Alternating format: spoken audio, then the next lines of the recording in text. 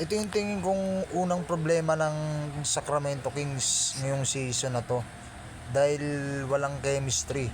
Base lang yun sa idea ko saka sa obserbasyon na napapanood ko yung laro nila. Kasi si Zach LaVine at si DeMar DeRozan, pare silang shooting guard position. Ngayon, di sila complement. Pare silang scorer, pare silang tumitira sa tres, pare silang 3 and D guy.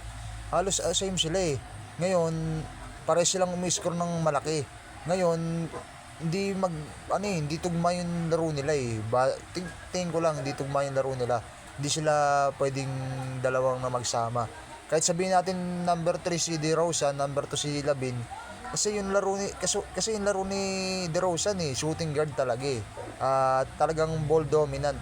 Pare sila ni Zach LaVine na ball dominant. Isa pa sa problema nila yung si Dennis Schroeder na pang FIBA World Cup sikat.